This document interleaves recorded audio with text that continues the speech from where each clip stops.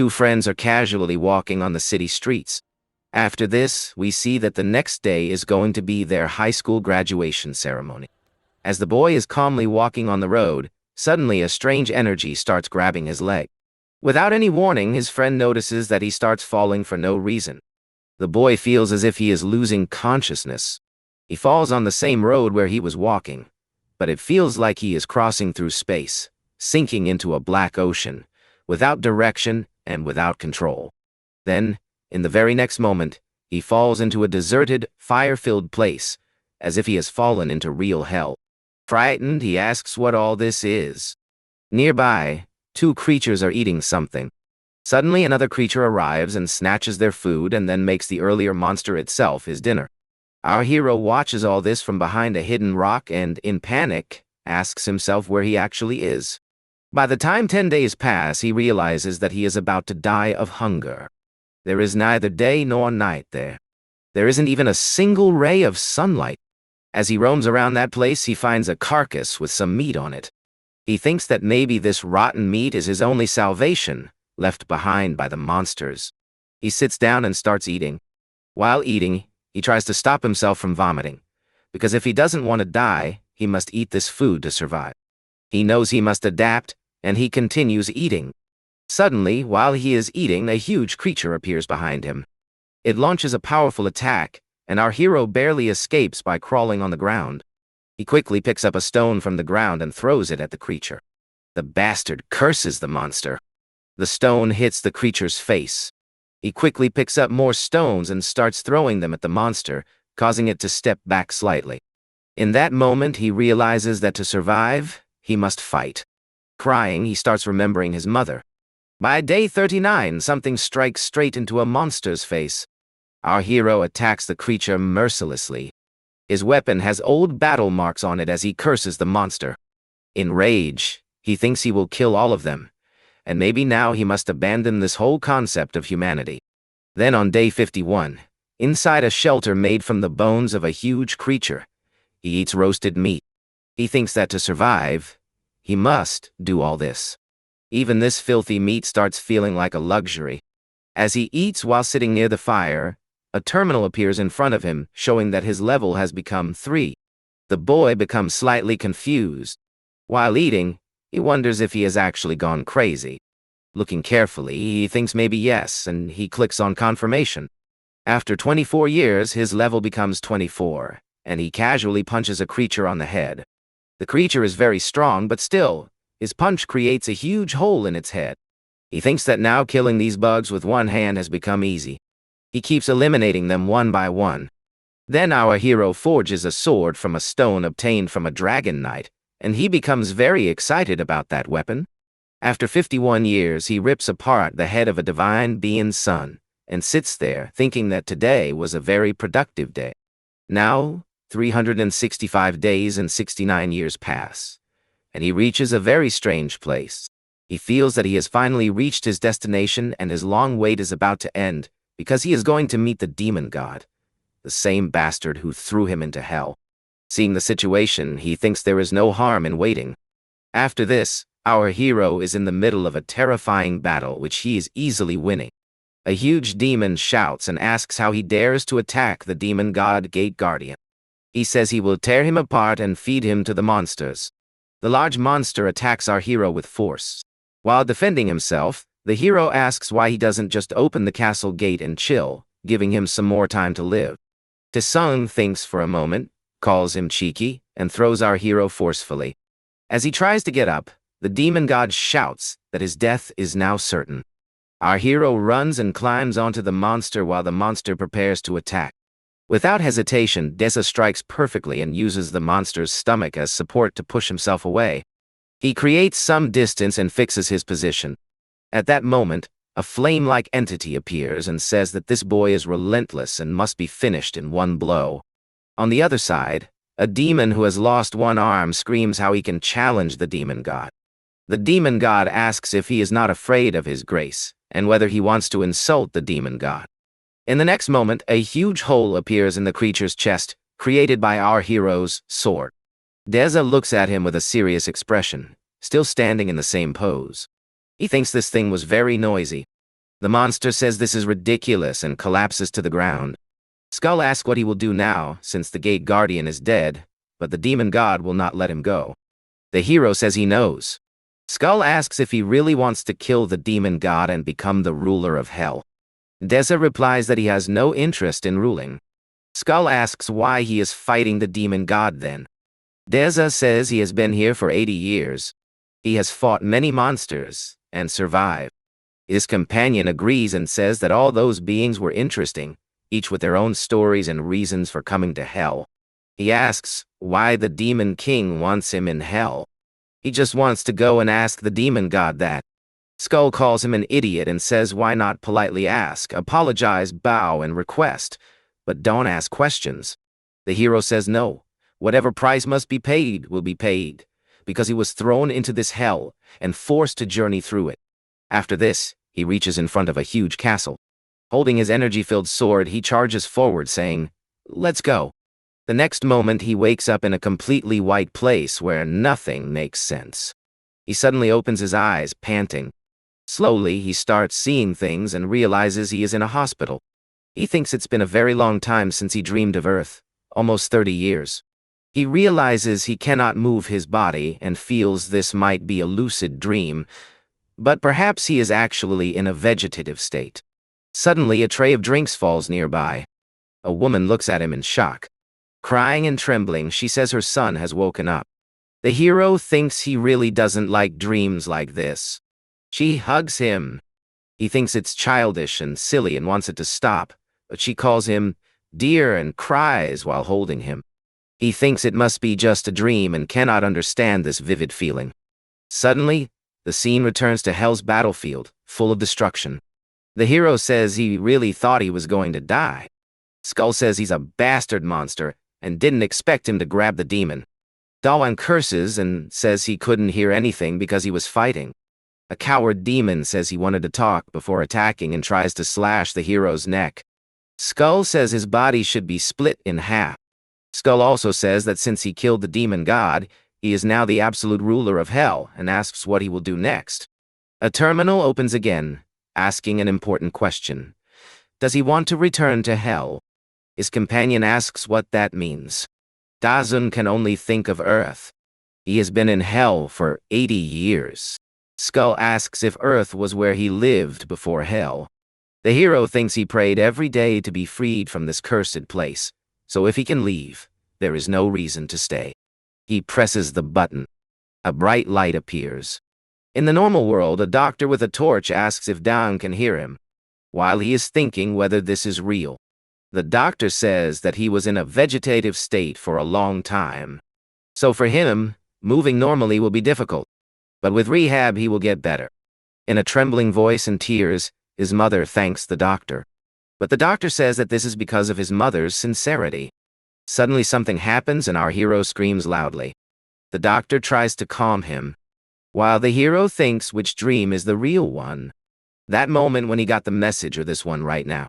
Some young people ask his mother whether he has become a monster and whether they should report them. The doctor calls his name, but in anger he tells the doctor not to come near and bites his hand hard. The doctor screams in pain. Tisung asks if this is a curse or a paralyzing poison and asks what they did to his body. The doctor screams in pain and suddenly our hero is able to move. Falling to the ground, he screams how he is still alive till now. His mother calls his name and he thinks this doesn't make sense. He says this is 80 years of battle and asks whether they think he will now die peacefully, while even while dying on hell's frozen ground he had prayed.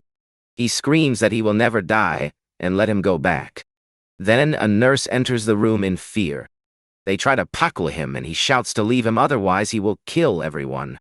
But he cannot believe that he woke up in such a horrible body. Suddenly his eyes go to the window and outside in the sky, something very strange is happening. Even while putting him back on the bed, he sees that above the city, from that thing lightning-like light is coming out, and Dizan thinks that this is a wormhole. He thinks, why is this here?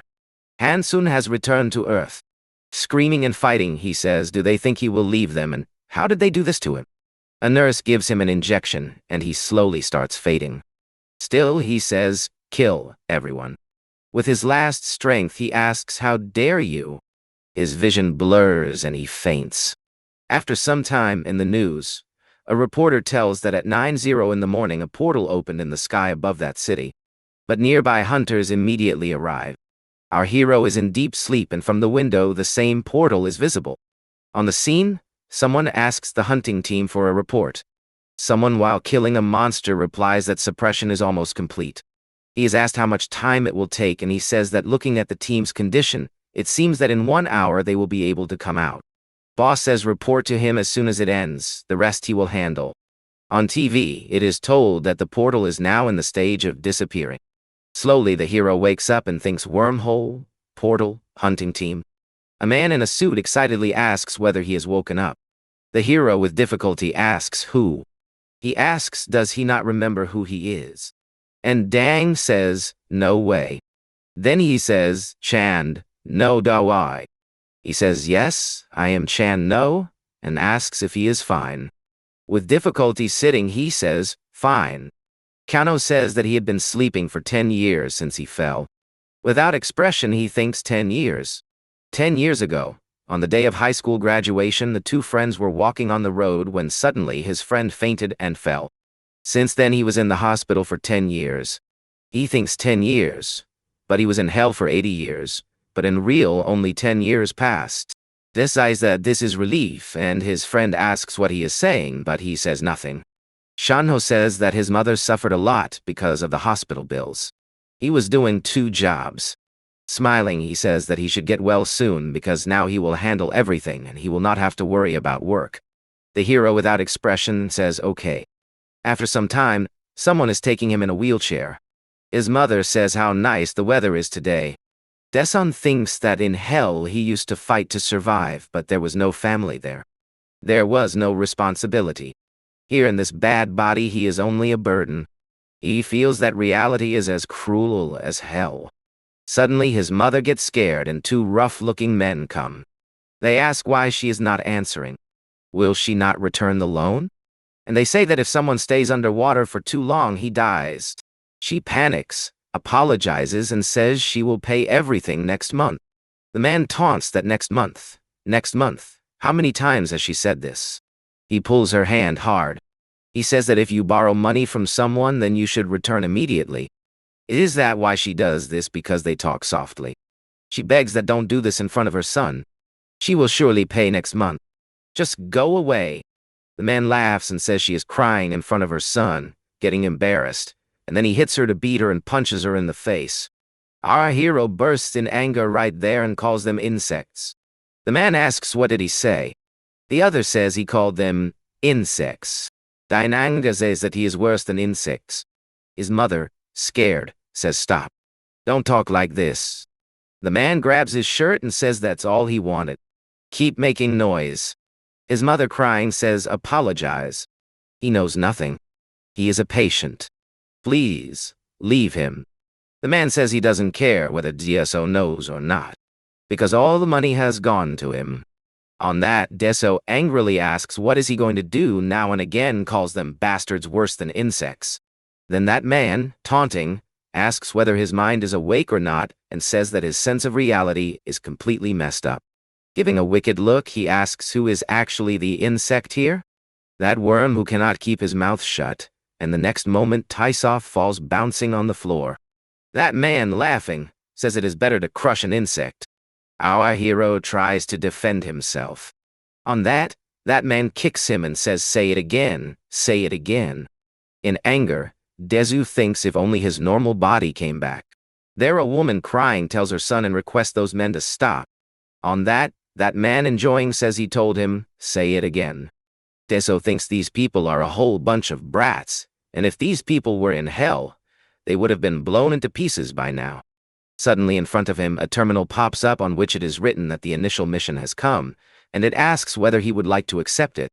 On refusing, no reward will be given. Seeing this, our hero is shocked and thinks a rival mission. While being beaten on the ground, struggling, he tries to press that button. Just a little more is needed. The terminal is open, but he has doubts that did this itself make him survive inside hell for 80 years because there he was alone. Lying on the floor, he looks at the man who is beating him and thinks what is happening. He slowly starts getting up, and suddenly he feels that everyone is frozen as if time has stopped. He thinks maybe this happened by accepting the mission.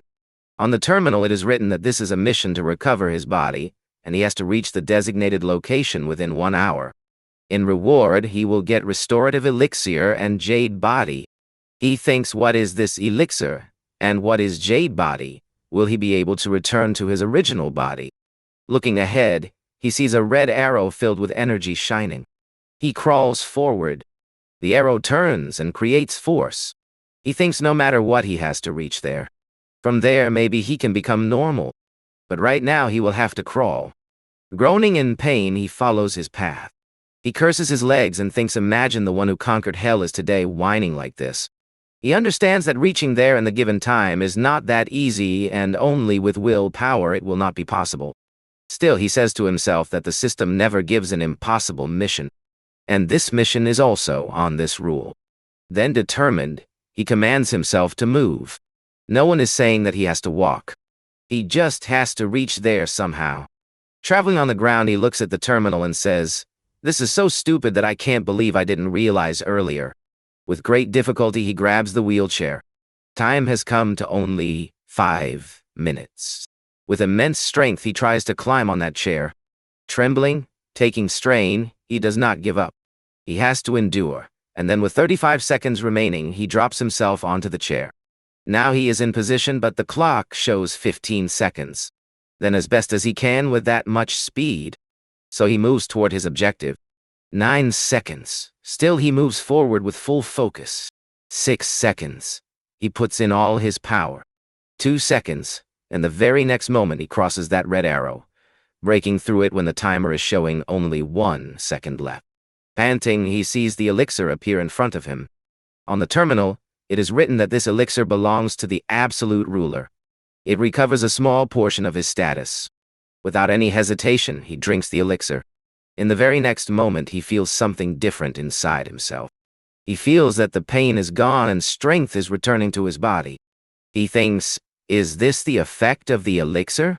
Then suddenly time starts becoming normal again. That coward man starts searching for the boy, looking around and asking where he went. Security guards arrive and ask what these people are doing here. As soon as the men are caught, a mother runs toward her son. That confused man cannot understand how he suddenly reached there.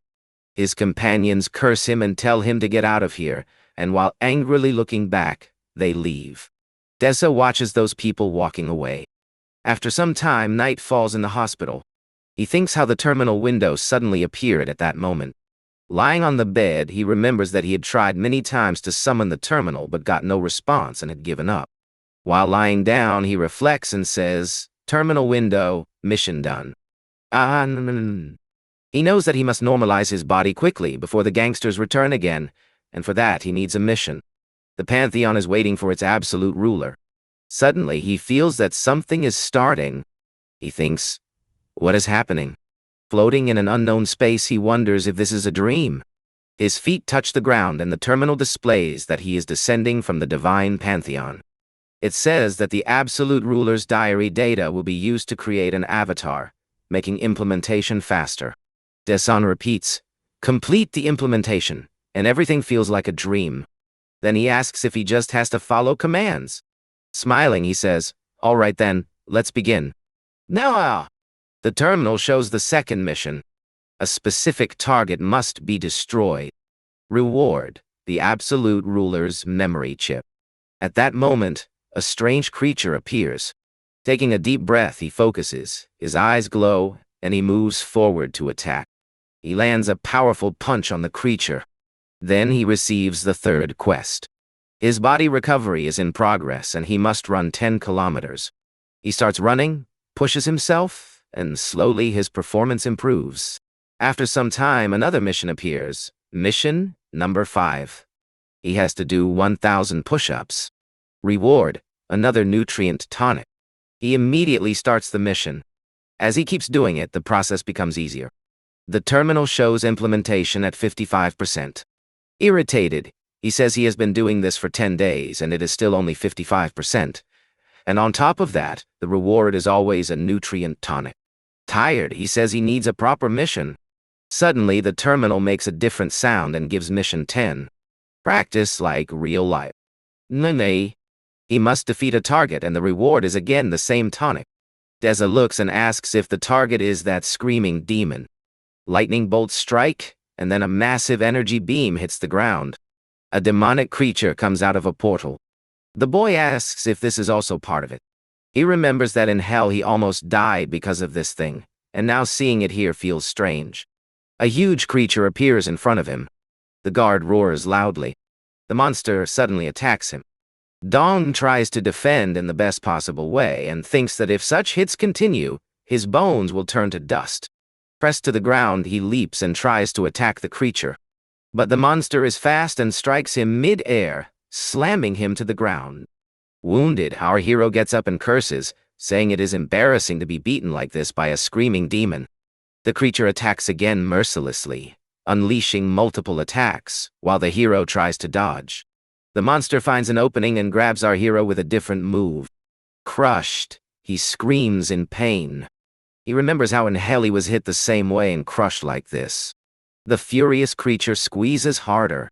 Suddenly, with a faster than expected movement, the creature's arm is cut off and falls, and our hero appears with his weapon. He says he forgot that he could summon his sword. The irritated creature attacks again, and our hero attacks back, telling it to go back to hell. A flurry of attacks lands on the monster, because if he loses, everything ends. The terminal shows the mission is complete and implementation progress is 55%. Morning begins in the human world, and the hospital still feels deserted. Someone opens the room window and light falls on Azuma's eyes. She wakes up, rubs her eyes, and asks who is there. Someone is standing in the room. Seeing him, she panics and asks if he is Do-san. Our hero stands in the light, his body in much better condition. With a slight smile, he says, "Mother." When? After some time in the hospital, a doctor examines him and makes him do physical therapy exercises while the doctor and his mother watch. The mother asks how this is possible. She says the last test said it would take 6 months of rehabilitation. She asks how he is moving normally in just 15 days. The doctor says he currently has no explanation for this recovery. Azuma asks the doctor, then stops, and asks if this is the same thing. The doctor says his symptoms are not usual, so she should not worry. She breathes in relief and thanks God. The irritated hero tells the doctor to stop all this. The doctor awkwardly apologizes, saying he is just shocked by this impossible recovery. Azuma says this is truly a relief. Deza thinks he is feeling much more comfortable now. He has no problem walking or moving his limbs, but still he must return to his original body quickly. At the reception, he calls his mother and thanks the nurse. The nurse happily asks what he did. The mother says this is nothing compared to the 10 years of struggle she endured. She says it feels like a miracle. Looking at her, our hero thinks he cannot imagine how much his mother suffered all these years. The nurse comforts his mother while she cries. Dong feels pain at that moment and thinks he will protect her now. Later, in the hospital bathroom, standing in front of the mirror, he says, "Pantheon died." The terminal appears, showing, entering Pantheon. The next moment, he returns to that alternate place. He asks if the implementation system can be a bit faster. The terminal replies that he can freely choose mission difficulty, easy, medium, or hard. He thinks he will finish everything at once somehow and answers, hell.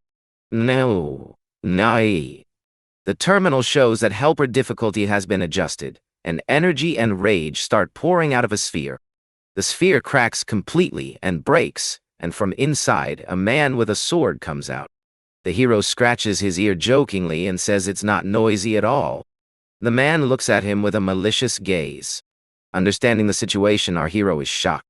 Surprised, he says, "Oh, come on, no way." What? He realizes that the one in front of him is himself.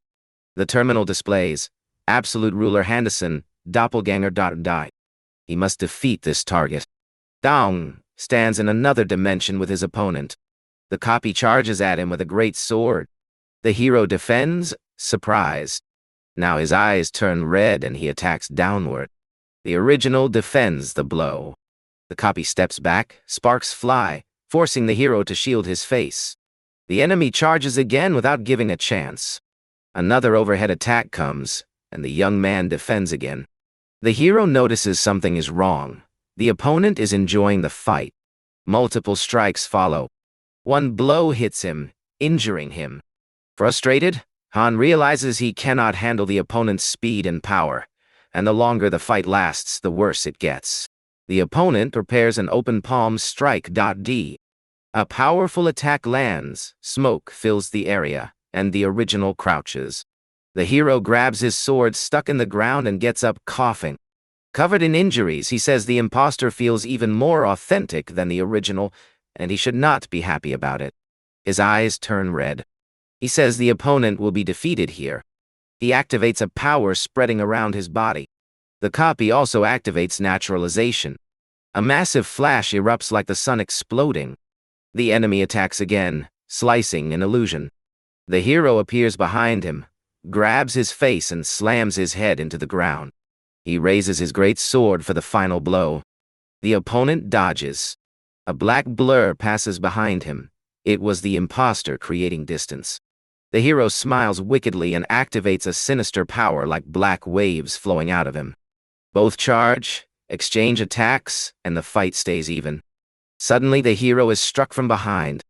He pulls the sword upward toward his back and opens a massive wound. The boy is drenched in cold sweat. The very next moment, he returns to the hospital bathroom, exhausted and trembling. It feels like a lot of time has passed because someone is knocking on the door. Han can't even move and no voice comes out. It's probably a janitor who has come to clean. From the other side, she asks why the door is locked. Putting her hand into her pocket, she mutters that she doesn't understand what's going on. She grabs a key that opens that bathroom and is about to fit it into the handle. The key is inserted and now she will unlock the door. Back to the battle. Taya thinks that he won't survive while all this is happening. Fallen on his knees and holding his wound. Our hero is badly injured and knows that if he loses, all his hard work will be wasted. Pressing on his shoulder to stop the bleeding, he thinks he needs some way to defeat the other one, or rather, to save himself from hell. A strange solution comes to his mind, and that is the inventory. Back in the hospital, someone tells that woman, Mrs. Kim, you've been called to the 3rd floor. She stops while turning the key and says, "Oh, I forgot." The man says she needs to go quickly, and the woman picks up her cleaning equipment and says she's leaving. Our hero seems a bit lucky. Now he can stay hidden peacefully in the bathroom. Returning to the fight, Han knows he is in very bad condition, and he has just understood a way. The terminal informs that the inventory is active. A blue circle-like portal opens near him. The boy puts his hand inside that hole. His opponent on the other side drags his sword and prepares to attack again. But Dusan says, "Wait," and with a smile, tells him that the fight is not over yet. He thinks this is the same item he received as a reward for completing a mission and had stored away, and this is exactly what he needs right now. The terminal shows that it is a nutrition tonic. It restores 20% health and stamina. Widen. He thinks that if it gives 20%, then by drinking 5, he will be fit to fight again. The opponent doesn't seem like he will stop and attacks at the same time while he is drinking the potions. At the last second, our hero dodges and instead lands a powerful punch straight on the monster's face. The opponent is thrown back by the impact.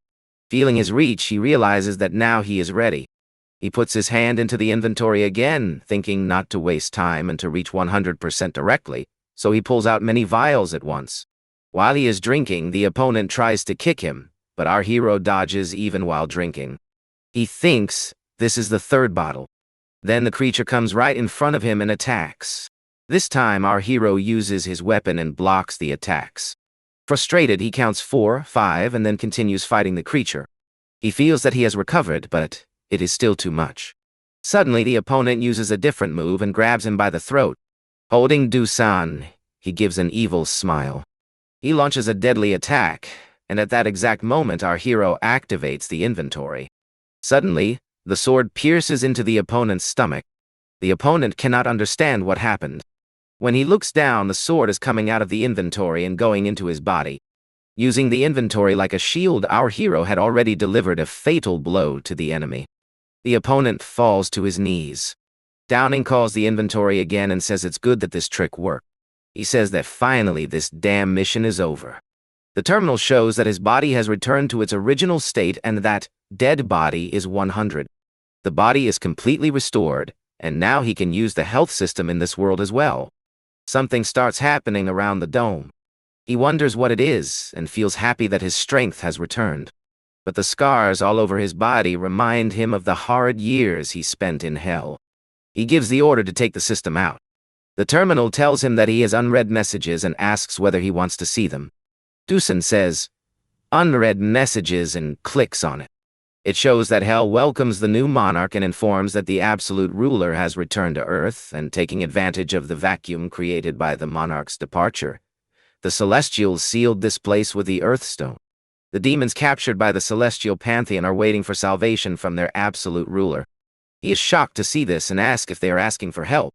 Smiling, he says that he fought for 80 years to escape those people, and that is why he became a monarch. Then he makes an offensive hand gesture and says, "Enough." Nah, then, to hell with that bastard, let him rot in hell. Shouting, he orders the system to eject him. Elsewhere, thousands of demons are surrounding an energy sphere that is hanging in the middle. After some time in the hospital, our hero is exercising, counting to 50. He does light push-ups in his room. It seems like he is regaining his power. Just then, the door opens, and the doctor and his mother enter. Both stand there in shock. The doctor says the boy might be an awakened one, and Asma says that last time he was different from the other awakened ones. The doctor explains that at that time there were no signs, so he didn't realize it. But now there is no other way to explain this. Iyama wonders how all this happened to her son. The doctor says he has done everything he could, and for the rest, they should go to the association. She thanks him. Our hero watches them from the doorway. Later in the city, sitting in the car, he thinks about awakening and the association. He thinks he ignored it because he was busy with missions. But now he feels that his mother is hiding something. He wonders what happened on Earth during the 10 years he was asleep, while looking at the broken residential area in the distance. His mother tells him to go ahead and wait. She comes in through the back door. Our hero agrees. Inside, someone is taking money out of a drawer. Days enters and sees a girl bent over. Seeing her, he becomes serious and asks, "Who are you?" The girl is suddenly caught and just keeps staring at him. His mother comes inside and says she should eat, and asks what she will have. Then she asks her sister-in-law where she was, why she didn't answer the phone, and that she has no idea how worried her mother was. Hearing that name, our hero is shocked. He also sees the empty drawer behind her. Azuma, in disbelief, asks, "Did you do it again?" "Aye, oh." The girl hides her hands in her pockets and leaves without looking back. Dawn thinks that no matter how many years they were apart, he remembers that she used to call him Big Brother, and wonders how he couldn't recognize his only little sister. She says he looks to be in good condition and that every day had been like hell for them. She leaves, and our hero remains lost in thought. Azama asks where she is going again. Suddenly someone shouts from the front gate telling their mother to open the door. Our hero looks seriously in that direction while his mother gets scared. They say if the door isn't opened in 3 seconds, they will come in themselves, kicking the door and shouting, "Open it!" Datsing just watches everything from inside. In that quiet neighborhood, 2 rough-looking men bang on our hero's gate, shouting for them to open the door. They yell, asking if she thought they wouldn't find her after she left without telling anyone. Azuma, panicking, begs her daughter to come to her. One man kicks the gate and says he knows she is inside and tells her to open the door. One guy asks if this is the same house and says she thinks she can hide again. The other asks if they should break the door. Suddenly, Chu comes out of the house. Looking at the men seriously, she says they are making too much noise. She turns and starts walking away. Both men are confused. The bigger one asks who she is, and the other says she seems like the family's daughter. Seeing the door open, they enter and ask if she is home. The man who sees her looks pleased. She apologizes and explains that she couldn't make contact because her son was discharged from the hospital today. She says that right now this is all she has, only this. Suddenly her purse flies into the air. Money scatters everywhere. Dees calls out to his mother, and the man, cursing, shouts at her, asking if she thinks they came all this way for so little money, and then hits her, knocking her to the ground. She falls to the floor and becomes dizzy. Seeing this, our hero fills with rage. The other man comes closer and is shocked to see his companion lying near his feet. Kneeling down, he asks what happened to him. The beaten man just points forward. The other man looks at our hero. This is the two he was looking for, and that they came to his house themselves, which confuses the man. Angrily, the man asks if this is the same bastard who couldn't even walk, and says he's not even worth his mother's money. The man moves toward him and asks if he knows how he survived in hell. Calling his words nonsense, the man is about to say something when our hero grabs his face. He explains that every time he gained something, he paid it back, and while throwing a powerful punch at the man's face says, 10-fold, 100-fold, and keeps beating him continuously. Finally, the man falls to the ground. Our hero says, "Come on, the road ahead is still long." But the man is already badly injured. Seeing a wooden box, the other man gets an idea. He picks up a chair and charges at the hero, calling him an idiot. He asks if the other guy has lost his mind. Without hesitation, Dees punches him and throws him along with the chair beyond the gate. Just then, the other man pulls out a knife from his waist. He raises it, calling him an ill-mannered boy. He asks whether he is looking at this and says that he will hurt him. While brandishing a knife, he runs to attack the hero and says, "Come in front of me." Our hero quickly grabs his wrist and asks if this is the same arm. While the man screams, "Let go," he asks whether this is the same hand that was raised on his mother. He twists it easily. The man screams in pain and drops the knife. Holding his hand, he keeps screaming, and the other man starts to leave from there. In anger, he asks whether the boy thinks everything will be fixed so easily. Smiling, Dang says that in such a case there is only one way so that they do not become a problem again, permanently. The lady screams and asks him to stop, telling him to stop Dang, and both men take the opportunity and run away. They run through the neighboring alleys, get into their luxury car, and drive off. The bigger man asks if this is the same boy who was in the hospital, and the other says it seems he has grown up, but it is the same person. Then he asks how someone who was unconscious for 10 years could change like this. The thinner one asks what they should do now, because the boss had said he would handle this work himself. The bigger one says this is not the problem. The real problem is what he will do now. Seeing a girl walking nearby, the man tells the car to stop. On the other side, the lady explains that he had collapsed and they went to many hospitals because no one knew what had happened to him. She sold the house and the shop. She says she hoped he would wake up soon, but she lost the entire rent deposit and even took loans from financial institutions. Paying just the interest was difficult. Forget about the principal. Dizung asks whether Jinsu is still a student or what happened to her. The lady says she dropped out of her studies 2 years ago. Last year, while working at a restaurant, she got injured because she wanted to help. She says her daughter suffered a lot working at a gas station during the day and a convenience store at night. Intention, he says he should have stopped her and sent her back to school. The lady says she tried, but the daughter had to survive so that she could help him. But she could not make any progress. A few months ago, something happened, and now she just wanders around. Sadly, he asks why she did not abandon her. The lady says not to say that because she is family. He stands there, thinking the same. Just then the phone rings. His mother bends down to answer it. She says it is their call, and the boy asks for the phone. Dizung asks, "What?" There is still work left. He cannot believe what he is hearing and angrily calls those men cowards. The gangster's car races through the city streets. The man says they picked a fight with the wrong person and should have been careful. He says to keep 100 million ready today and wait for contact, because he believes the boy can bring this amount in a single day with his abilities. He warns not to try anything, otherwise something could happen to his sister. Dizung grips the phone in anger. His mother asks anxiously what is happening. Our hero says he is going but will return soon. She tells him to stop, saying it is dangerous, and if he hurts someone and goes to jail, she will not be able to bear it. Then he thinks that he cannot solve the problem by killing them because this is not help. Just then, the terminal appears in front of him and he stands there. His mother looks at him, not understanding anything. She calls out to her son, a little confused. Then he says she does not need to worry.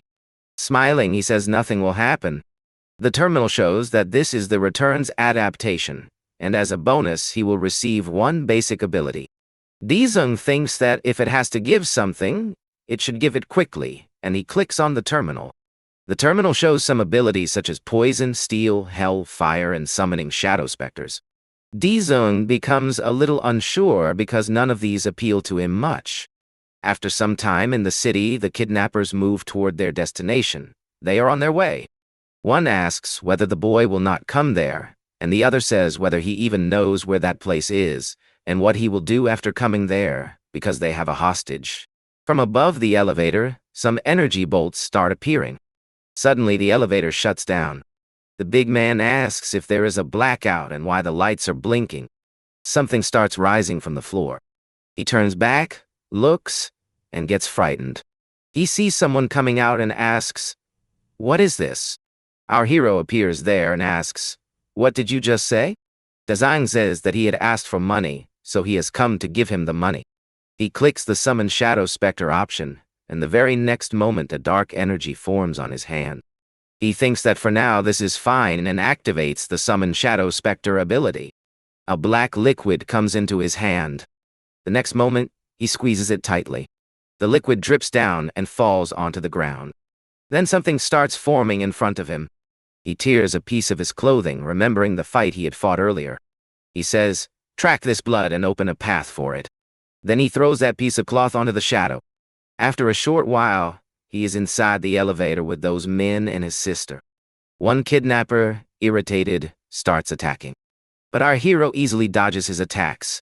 He grabs his face and slams him onto the ground, defeating him in a single move. The big man calls him a bastard and asks if he is awakened.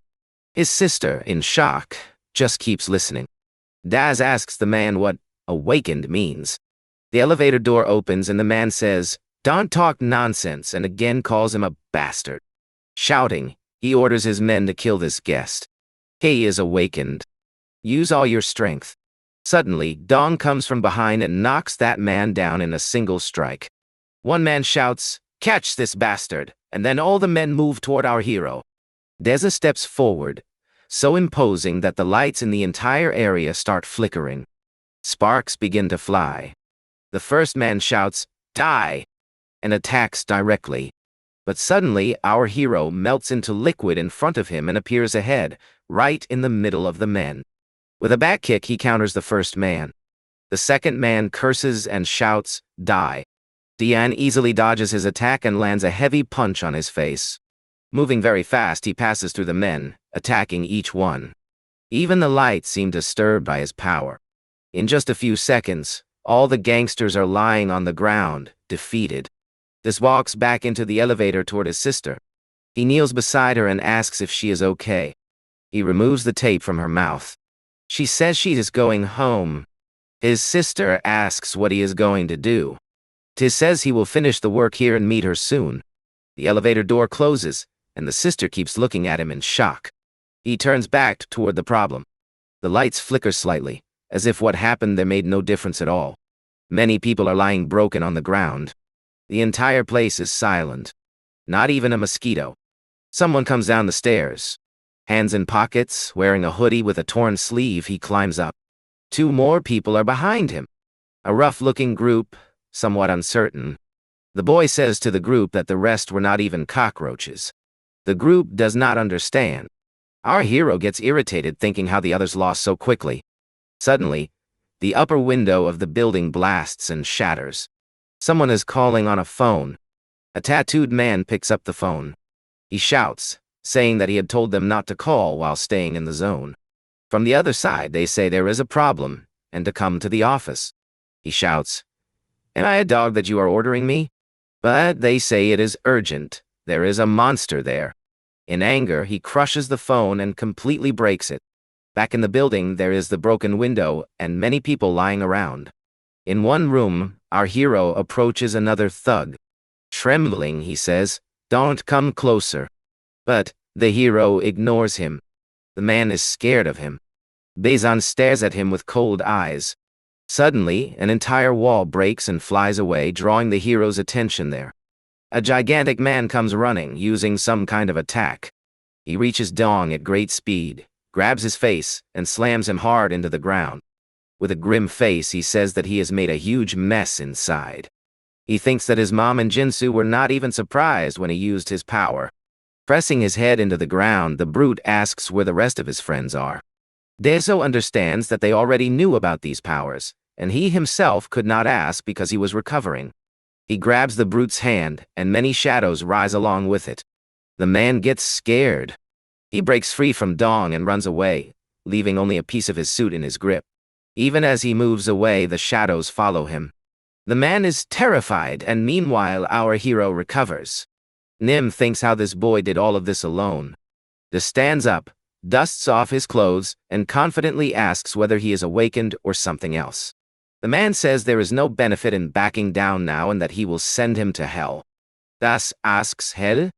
The big man activates his power, bulging his muscles and tearing his expensive suit. Suddenly, Daz lands a punch on his face. The sudden attack shatters the buff man's face. He screams in pain and says whether it would hurt less if he got beaten without taking off his clothes, and then crashes into the wall while spinning. He cannot understand how he lost so easily. In anger, he thinks this is unacceptable. Then he gets a powerful stomp on his face. Crushing him, Dong asks whether that bastard knows what hell really is. He says his family suffered a lot while he was away. The man knows he has no chance. He thinks this boy is a different level awakened, and now survival is the only thing that matters. Begging for mercy, he pleads and says if he wants money, take it, he will give whatever he wants. With cold eyes, the hero asks, where is the money? Where is the money? Trembling, the man points and says it is in the locker in the safe. Dezon looks ahead and sees the locker. He asks seriously, you're really giving it? I hope you won't go back on your word. Our hero goes to take the money. Meanwhile, the big man sees an opportunity and starts running away. Dong watches him go and says that if he doesn't run fast, he will die. The man runs away screaming apologies. In the parking lot, someone gets into a car. Nam, injured, says that the kid is a bastard and being a kid means nothing, he will kill him. Suddenly, our hero appears near his ear and says that he forgot one thing, the password. The man stutters in fear. Taeso says the password is very important, and it is also important that wherever he goes now, he can reach there. The man screams in fear and drives away in the car. On the building's roof, a portal opens and a huge amount of money falls down. Seeing it, he thinks the total is 532 million. Then he thinks how many days he can survive with this, how many apartments he can buy in Seoul, or how many shops he can purchase in the city. Someone says he likes that new top-of-the-line foldable phone and will pay $2.99 million in cash. Dong picks up a phone and asks. The seller says this is the latest model and the most popular among girls, and he will give it for $1.99 million wire. Thinking, our hero says, girls. The seller adjusts his glasses. He does it and thinks whether he is coming under pressure, and says that there is also an installment plan. But the boy says that he will take it. The seller is shocked. He adds that he will take both and throws a full brick of money onto the table. Seeing that, the seller becomes very happy. He feels that everything is great. The man thanks the boy a lot. After returning home, he reaches that quiet neighborhood carrying his small shopping bag. Smiling, he places it on the computer table. Someone shouts and calls Tai Wong to eat, but he replies that he has to go out.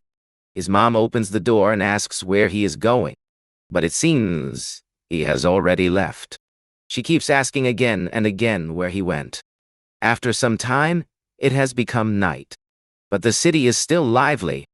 Someone reaches a local shop and waves a hand from the table, saying that Dong is here.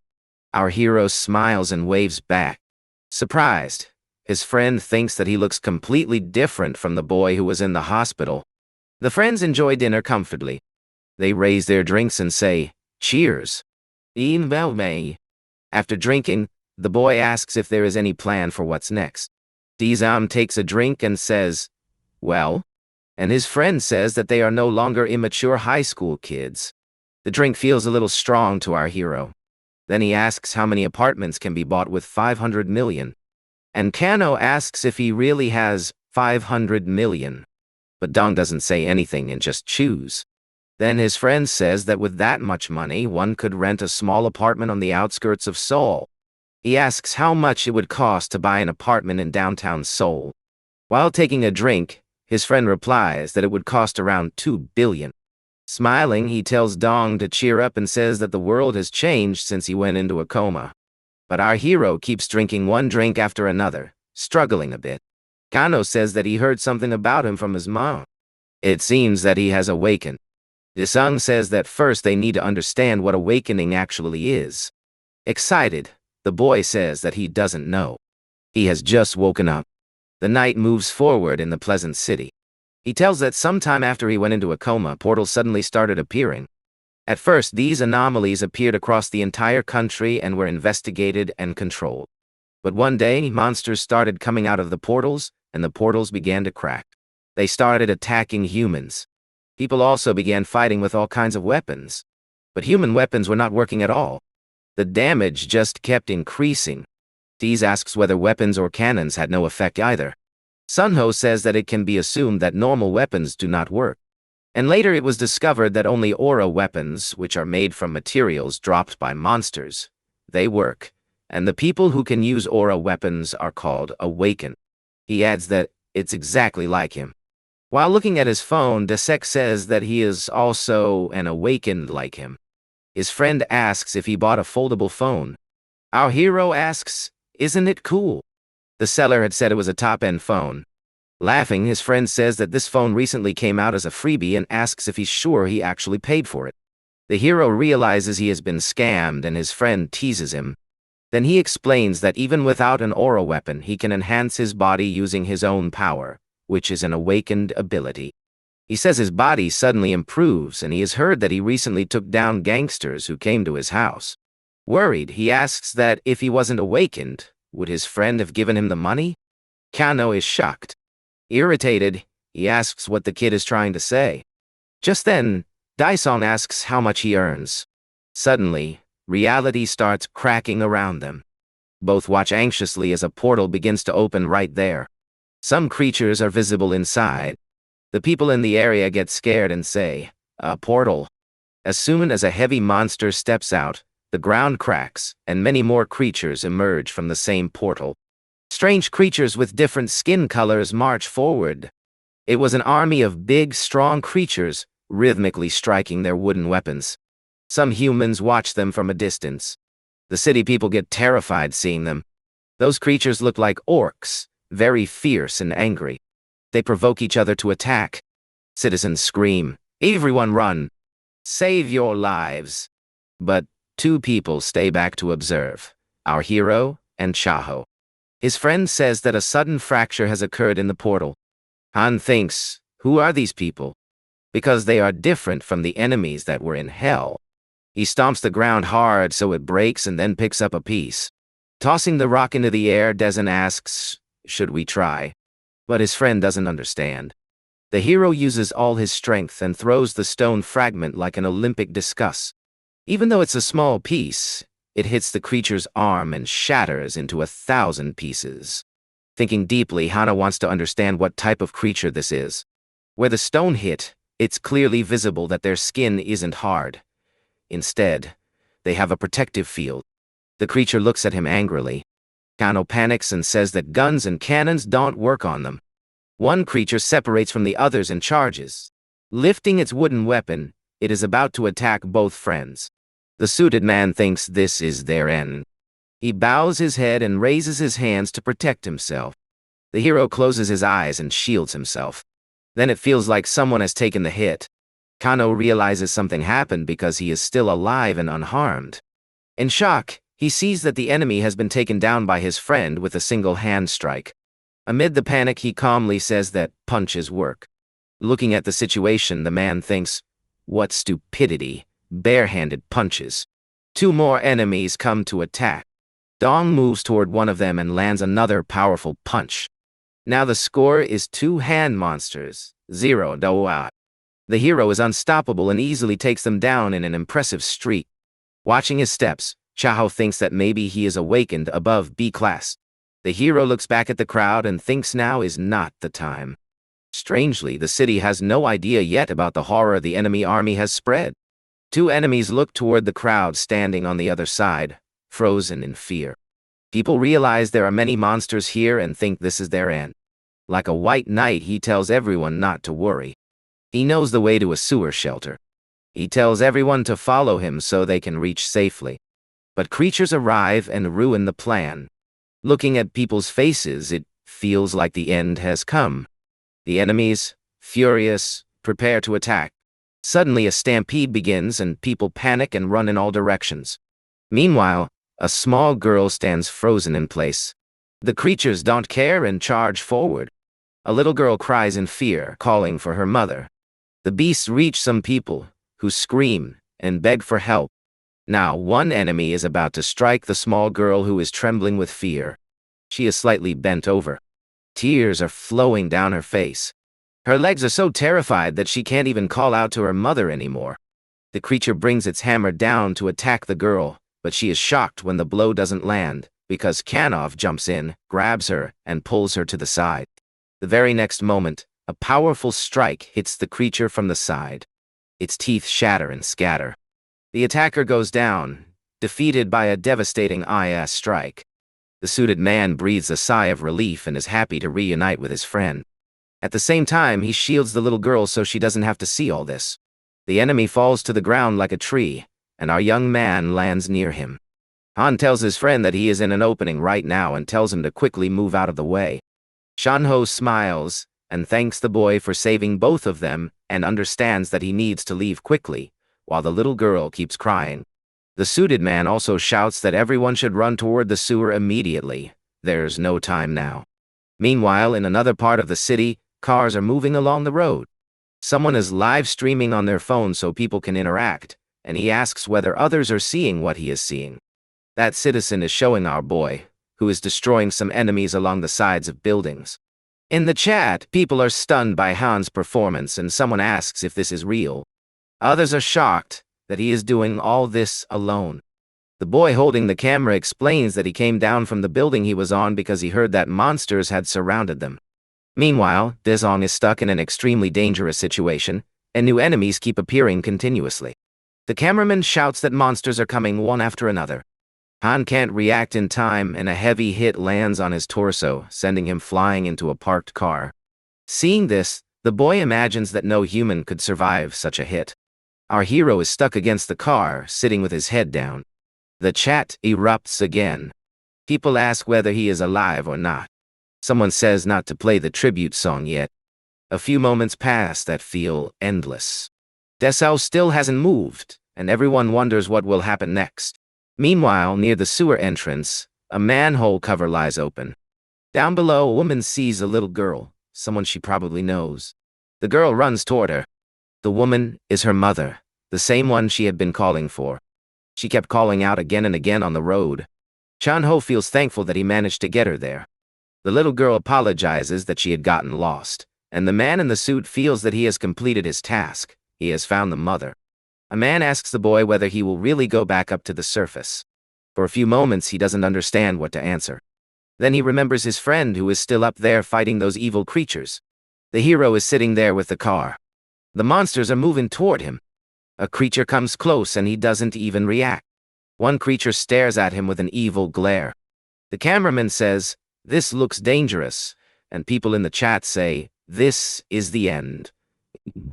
He tried his best. Now he will find peace. Nah. The creature raises its club, about to strike. The cameraman covers his eyes so he doesn't have to watch the violence. The creature's strike smashes everything in its path. The monster is shocked because the car is completely destroyed, but our hero is gone. Suddenly, Deza appears behind it and kills the remaining monsters. The cameraman shouts that Peak Pro is alive. It's really him. Unbelievable. He thanks the Screecher, saying that because of him he was able to restore his mana to some extent. Smiling, he says, "No pain. I'll give you painless death," and charges forward at high speed, knocking down several monsters along the way. People in the chat keep demanding zoom because the image isn't clear, and the cameraman angrily thinks, are these people crazy? Do they want to send him to die? Then suddenly a viewer offers 5 million. The cameraman is shocked. He thinks 5 million, no, 10 million. The chat goes insane. Nervously, he thinks that no matter how good the money is, how will he even get there? Meanwhile, our hero keeps fighting the monsters, thinking that mana consumption is no joke. Dodging a creature's attack, he throws a punch that lands on the monster's chin. Tiso lifts up, taking the opponent's head along with it. Nearby, people in the chat are making even more offers in exchange for photos. Many people are just enjoying the video. Then someone emails asking for details and says they will make the payment. Notifications start lining up on the cameraman's device. A message arrives saying that apart from the photo deal, if he provides the boys detailed information, he'll get an extra 40 million. Happily, he mutters, 20 million dia. And somewhere in a tall building, someone is watching all this and says that just like the leader said, it first goes up to 20 million and later to 40 million. Smiling, one man says, yours are coming. Another says that his clan is also moving toward the scene. Maybe they can join. That man says he has been a scout for a long time, but he has never felt like this before. This boy is truly strong. Back to the combat scene, our hero steps on one creature and looks at the remaining monsters. They are retreating in fear. Mocking them, Disung says that the bugs got scared. Suddenly, a large creature blows one of their skulls apart. A huge monster approaches from behind and stares at our hero. The hidden cameraman thinks this is a lot of money, very hard to let go, and he requests him to look over there. Hiding behind the car, he says this is a once-in-a-lifetime chance. The monster raises its finger and orders an attack. Tess curses, saying these things never end and his mana is almost depleted. Suddenly, Kano arrives beside him and asks what he's doing and why he hasn't evacuated yet. The cameraman's heart sinks. His phone and mic fall to the ground. Kano asks if he's crazy for standing in a place like this. In the chat, people ask what happened to Chicken Guy.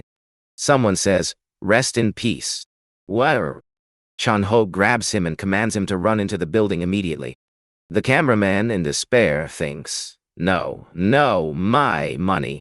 His gear is left behind, and he starts cursing. Suddenly, a creature's foot crushes everything. Chicken Guy and Chano watch in fear as the monster approaches, and Chicken Guy almost breaks down completely. Kano panics and says, snap out of it! What are you doing? The creature, completely indifferent, is about to attack. But their luck was good. That monster also loses its head. Something flashes past, and the creature's head is blown off. Kano is left in shock. He sees his friend standing on a pile of monster corpses. And excited to says, nice try. He asks Shano why he came back, and Chano replies that he got worried. Decides he needs to reach somewhere within the next 20 minutes and asks if he can wait. Chano says it's fine. The clan will arrive soon as well. Our hero becomes curious and says that when he comes back, they can ask whatever they want. On the terminal, text appears. Implementation is 100% completed. Nah.